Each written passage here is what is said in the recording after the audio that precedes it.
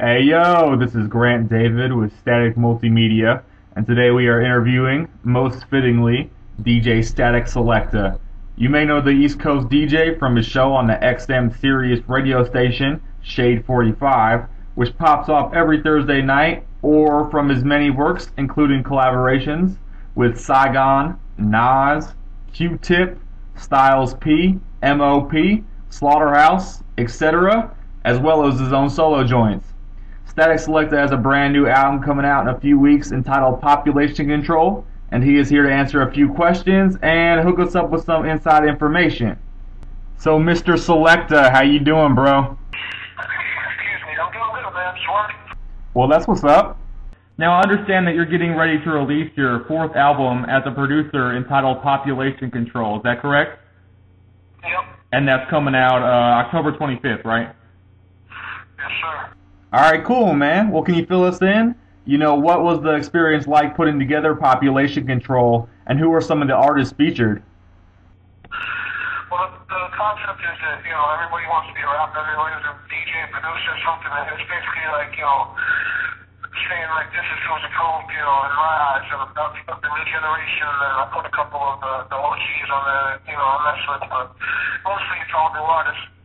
Yeah. I got everybody from Mac Miller to Big Crit, Freddie Gibbs, Shelly P. Bogus Boys, even some really new artists like Chris Webby and Game Boy, Callie. There's a lot of new artists on this, so I just wanted to show, I wanted to take everybody and put them all together and show, people there's some dope talent out there. Now, I mean, yeah, there's a ton of different artists on there. You got the rookies, and then you got the legends. So, who were you most excited about working with, and which collaboration do you think worked the best? One of my favorite records is the Big Crit and Freddie Gibbs record, Play the Game, which is the first single. I was really excited about working with Crit. I'm a big, I'm a fan of his music, so that was the first show we've ever done together, so I was excited about that. Everyone really went off on the album, though. I mean, Diddy Scott had an amazing verse, so did Joel Ortiz, Crit, Bun B. Was there anyone that you really wanted to work with that you weren't able to have the opportunity to do so because they were unavailable or whatever?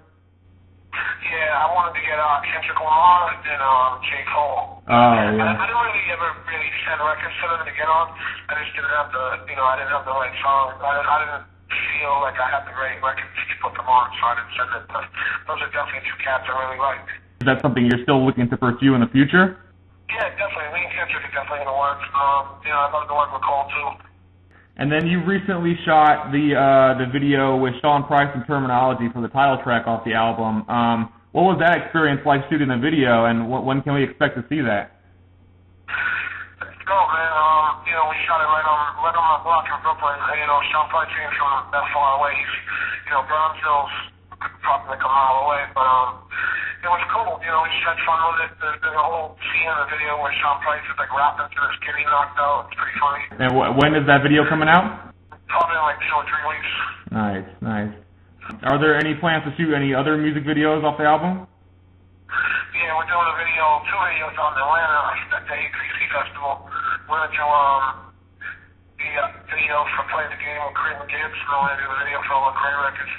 Yo, you didn't want to do one for Sam Jack? Yeah, I'm down.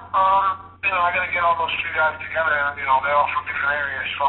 Yeah. I mean, the possibility, maybe we'll shoot that at A3C. We'll see how much time we have. That was one of my favorite songs off the album. I thought that was pretty dope. Which one is your favorite track off the album? The title track or the one with Big Crit?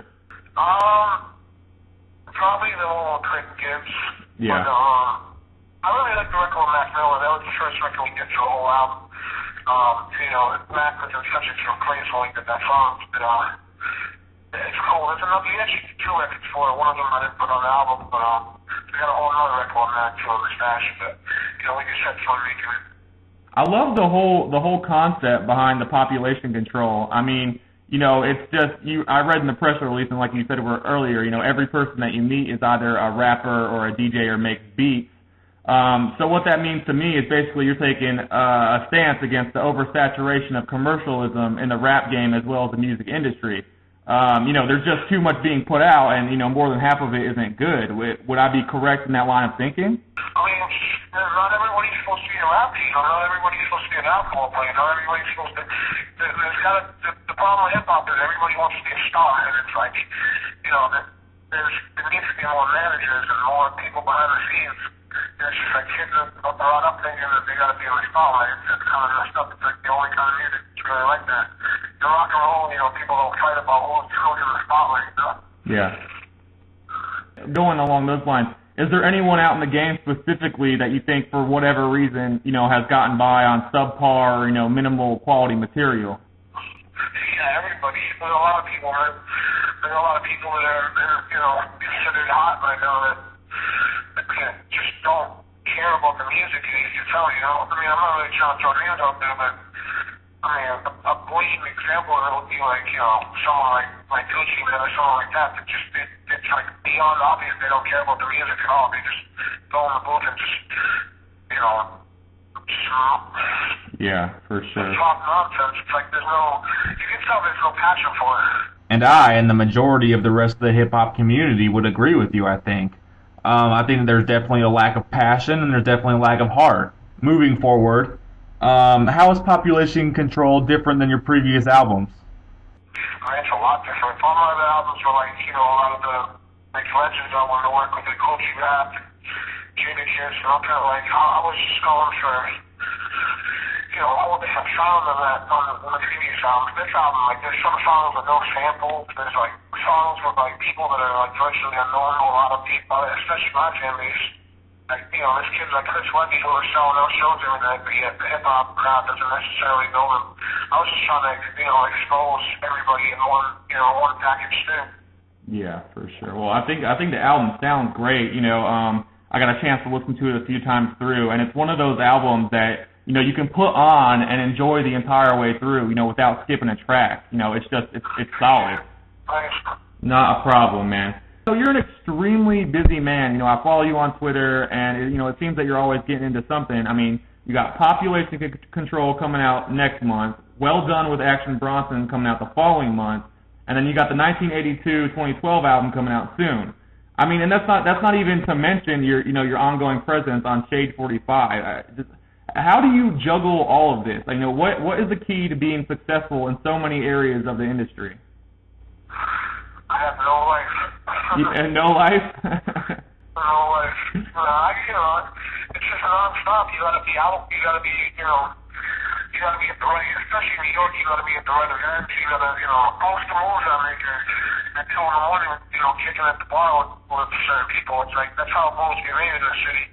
And, you gotta be in the studio at the right times, and you gotta be out at the right times, but you gotta sacrifice a lot. Like, you can't, I meet a lot of people that just have no clue the amount of time this shit takes, and they're trying to get on, and like, at this point, I can't take people serious anymore, so it's like, it's so improved. You can see when someone's taking themselves serious.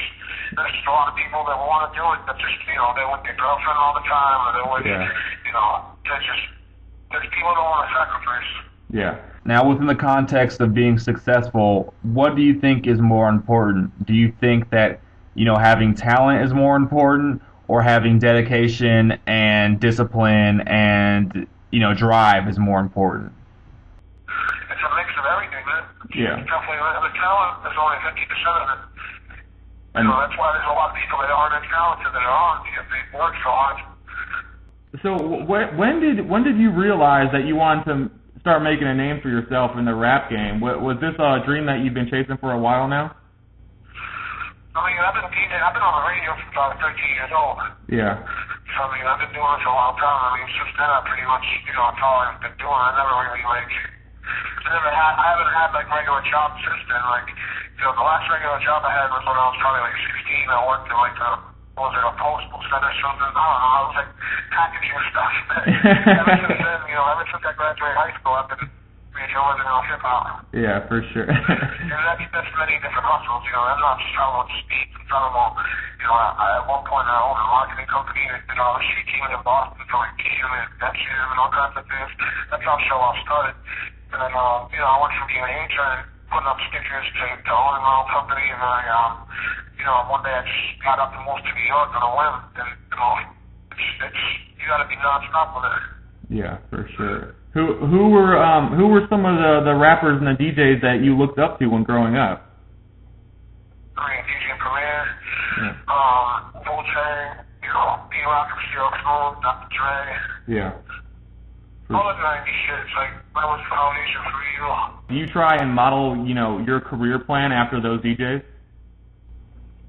Not really, not at all, really. Like, I definitely model my sound after a lot of people, but not my career plan. I mean, I just, you know, do what I can, but a lot of those guys that stay in one lane, I'm trying to, you know, do a lot more. Yeah, for sure, for sure. So out of the new rappers and the new DJs coming out, is there anyone that you're really excited about? You know, anyone that you're liking in particularly? Unfortunately, there's not many, man. Like, I would love to see a new kid come out and be, you know, blow me away with his skills. Like, I feel like the new generation of DJs isn't about cutting and scratching and shit from all the way to fucking celebrity. It's weird. Yeah. But you've been working with Mac Miller. You're a Mac Miller fan then? Yeah, I mean, that's my man. It's crazy to see how far he's gone in such a short time. Yeah, for sure, for sure. You talking about rappers? You said DJs. You talking about real rappers? Or? Oh, well, you know, rappers or DJs. Oh, I mean, there's a lot of new MCs in the dope. I think right now, you know, the music's more promising than it's been for the last couple of years as far as new talent. You know, all the new cats this year, you know, like I said, I'm a huge fan of Big Crit, Freddie Gibbs, I mean, Kendrick Lamar, J. Cole, there's a lot of dope cats coming out. Yeah, what do you think about Tyler, the Creator? I wish he, like, I like it when he raps on, like, you know, like Yonkers and, like, the song he did with Pusha T. Like, I didn't really like the album at all. Like, his album was, like, kind of, it wasn't my style. But Yeah. I like it when he does, like, guest appearances on things and kills it. Like, he can definitely rap. There's a new guy out of Brooklyn, Mr. Motherfucking S-Class, his name. He's dope. That's what we're going to get in the studio next week. So what do you have planned for the future? You know, where does Statik Selektah going to be, you know, in 5 years? Man, you know, I definitely want the label to keep growing. Yeah. I'm going to be, you know, 5 years from now, I'm still going to be producing a lot of records. I've been getting a lot of big placements lately, so like, next year's all about getting records placed for people out. Yeah. I got a bunch already in the stash. You know, I'm on Eminem's album shop 2 days ago, and then I'm on John's next album, I'm on Quali's, I'm on Styles P's coming out next week. I'm on a lot of albums coming out, so. Nice, man. That's awesome. Well, you know, we'll be looking out for you in the future. So, you know, before I let you go, you know, I would just like to say, you know, thank you on behalf of Statik Multimedia for your time. We know that you're a very busy artist, and we genuinely appreciate you granting us this opportunity. I think you're one of the best DJs out there. You know, I've been following you since Stick the Script in 2008, and, you know, that track that you did with MOP and Jadakiss, you know, the one called For the City, that's one of my favorite tracks, you know, of all time. I appreciate that. Not a problem, man. So I just, you know, so we hope to hear a lot more from you in the future. Your album is great. You know, Population Control, one I'm definitely going to pick up, you know, and urge people to pick up. So just thank you again, man. Thank you for your time. Thank you, man. All right, you have a good day, man. You too, man. Bye.